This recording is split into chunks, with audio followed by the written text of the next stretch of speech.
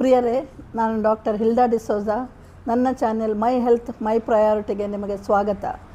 ನಾವು ತುಂಬ ದಿವಸದಿಂದ ಪೆರಿಮೆನೋಪಾಸ್ ಬಗ್ಗೆ ಮಾತಾಡ್ತಾ ಇದ್ದೇವೆ. ನನ್ನ ವಿಡಿಯೋಗಳಿಗೆ ನೋಡಿ ನನಗೆ ಕೆಲವು ರಿಯಾಕ್ಷನ್ ಬಂತು. ಅದನ್ನು ನಿಮ್ಮ ಹತ್ರ ಹಂಚಿಕೊಳ್ಳಿಕ್ಕೆ ನಾನು ಇಷ್ಟಪಡ್ತಾ ಇದ್ದೇನೆ. ಒಬ್ಬರು ಮಹಿಳೆ ಹೇಳಿದರು, ಮೇಡಮ್ ಒಂದು ಗಂಡಸರಿಗೂ ಕೂಡ ಒಂದು ಎಜುಕೇಷನ್ ವಿಡಿಯೋ ಹಾಕಿ ಅಂತ. ಇನ್ನೊಬ್ಬರು ಗಂಡಸರು ಹೇಳಿದರು, ಮೇಡಮ್ ಮೊದಲೆಲ್ಲ ಮೆನೋಪಾಸ್ ಪೆರಿಮೆನೋಪಾಸ್ ಅಂತ ಇರಲಿಲ್ವಾ, ನನಗೆ ಗೊತ್ತೇ ಇರಲಿಲ್ಲ. ನನ್ನ ಹೆಂಡತಿಗೆ ಸಿಮ್ಟಮ್ ಸ್ಟಾರ್ಟ್ ಆದಾಗ ನಾನು ಗೂಗಲಲ್ಲಿ ಹುಡುಕಿ ನೋಡಿದೆ, ನಿಮ್ಮ ವಿಡಿಯೋ ತುಂಬ ಇನ್ಫಾರ್ಮೇಟಿವ್ ಇತ್ತು, ಇದು ಎಲ್ಲರಿಗೂ ಬೇಕಾಗಿದ್ದು, ಎಲ್ಲ ಗಂಡಸರು ಕೂಡ ತಿಳಿಲೇ ಇರಬೇಕು ಅಂತ. ಇನ್ನೊಬ್ಬರು ಮಹಿಳೆ ಹೇಳಿದರು ಅವರ ಗಂಡನ ಹತ್ರ, ಇವರು ಡಾಕ್ಟರ್ ಹಿಲ್ಡಾ, ಇವರು ಯೂಟ್ಯೂಬಲ್ಲಿ ವಿಡಿಯೋ ಹಾಕ್ತಾ ಇದ್ದಾರೆ, ಆದರೆ ಈಗ ಅದು ಹೆಂಗಸರಿಗೆ ಮಾತ್ರ, ನಿಮಗಲ್ಲ ಅಂತ. ಮತ್ತೊಬ್ಬರು ನಮ್ಮ ಕೊಲೀಗ್ ಹೇಳಿದರು, ಓ ಮೆನೋಪಾಸ್ ಬಗ್ಗೆ ಹಾಕ್ತಿದ್ದೀರಾ, ಹಾಗಾದರೆ ನಿಮ್ಮ ಚಾನೆಲ್ ನಾವು 6 ತಿಂಗಳ ನಂತರ ನೋಡ್ತೇನೆ ಅಂತ. ಪ್ರಿಯರೇ, ಇದು ಪೆರಿಮೆನೋಪಾಸ್ ಅಥವಾ ಮೆನೋಪಾಸ್ನ ಎಜುಕೇಷನ್ ಎಲ್ಲರಿಗೂ ಬೇಕಾಗಿದ್ದು, ಈ ಮಹಿಳೆ ಒಬ್ಬಳಿಗೆ ಅಲ್ಲ. ನಾನು ಮೊದಲೇ ಹೇಳಿದಂಗೆ ಈ ಪೆರಿಮೆನೋಪಾಸ್ ಸ್ಟೇಜಲ್ಲಿ ಈಸ್ಟ್ರೋಜನ್ ಕಡಿಮೆ ಆಗಿ ಇದೆಲ್ಲ ಲಕ್ಷಣಗಳು ಕಂಡುಬರುತ್ತವೆ. ಈ ಮಹಿಳೆ ಫಿಸಿಕಲ್, ಇಮೋಷನಲ್ ಹಾಗೂ ಸೈಕಲಾಜಿಕಲ್ ಸ್ಟ್ರೆಸ್ಸಿಂದ ಬಳಲುತ್ತಿದ್ದಾಳೆ. ಅವಳಿಗೆ ಖಾಲಿ ನಿಮ್ಮ ಸಪೋರ್ಟು ಮತ್ತು ಲೈಫ್ ಸ್ಟೈಲ್ ಚೇಂಜಸ್ ಇದ್ದರೆ ಅದನ್ನು ಸಲೀಸಾಗಿ ಎದುರಿಸಲು ಸಾಧ್ಯವಾಗುತ್ತದೆ. ಸಿವಿಯರ್ ಇದ್ದರೆ ಮಾತ್ರ ಹಾರ್ಮೋನ್ ರಿಪ್ಲೇಸ್ಮೆಂಟ್ ಥೆರಪಿ ಬೇಕಾಗ್ತದೆ. ಮೊದಲು ಇದರ ಬಗ್ಗೆ ಯಾರೂ ಮಾತಾಡ್ತಿರಲಿಲ್ಲ, ಎಲ್ಲರೂ ಕದ್ದು ಮುಚ್ಚಿ ಮೆಲ್ಲ ತಮ್ಮಷ್ಟಕ್ಕೆ ಮಾತಾಡ್ತಾ ಇದ್ದರು. ಮೊದಲಿನ ಹೆಂಗಸರು ಏನು ಮಾಡ್ತಿದ್ರಪ್ಪ ಅಂತ ಒಬ್ಬರು ಕೇಳಿದರು. ಮೇ ಬಿ ಮೊದಲು ಕೂಡು ಕುಟುಂಬ, ಜಾಯಿಂಟ್ ಫ್ಯಾಮಿಲಿ ಇದ್ದಾಗ ಅಲ್ಲಿ ತುಂಬ ಜನ ಮಹಿಳೆಯರಿದ್ದರು, ಇತರರಿದ್ದರು, ಅಥವಾ ಬೇರೆ ಸುಮಾರು ಜನ ಇರುವಾಗ ಕೆಲಸ ಹಂಚಿಕೊಂಡು ಮಾಡ್ತಿದ್ರು. ಅವರು ಒಬ್ರಿಗೊಬ್ಬರು ಹೇಳಿಕೊಂಡು ಸಮಾಧಾನ ಪಡ್ತಿದ್ರ ಏನೋ.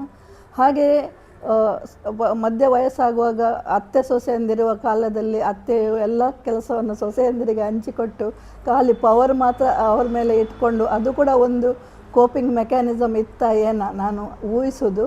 ಹಾಗೆ ಈಗಿನವರು ಕೆಲವರು ಹೇಳಲಿಕ್ಕುಂಟು, ಗಂಡಸರು ಸಂಜೆ ಆಯ್ತಂದರೆ ಹೆಂಗಸರು ಚರ್ಚಿಗೆ ಹೋಗೋದು, ಟೆಂಪಲಿಗೆ ಹೋಗೋದು, ವಾಕಿಂಗ್ ಹೋಗೋದು, ಗುಂಪು ಕಟ್ಟಿ, ಇವರಿಗೆ ಏನು ಮನೆಯಲ್ಲಿ ಕೆಲಸ ಇಲ್ವಾ ಅಂತ.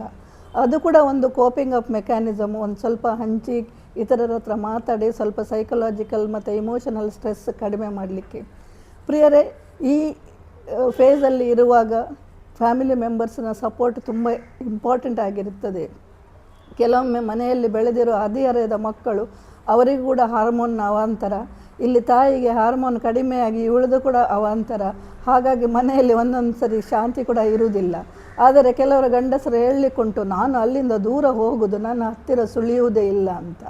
ಒಮ್ಮೊಮ್ಮೆ ಮಕ್ಕಳು ಕೂಡ ಇರುವುದಿಲ್ಲ, ಗಂಡ ಹೆಂಡತಿ ಇಬ್ಬರೇ ಇರ್ತಾರೆ. ಅಂಥ ಟೈಮಲ್ಲಿ ದೂರ ಉಳಿದರೆ ಅವಳು ಒಬ್ಬಳೇ ಆಗ್ತಾಳೆ.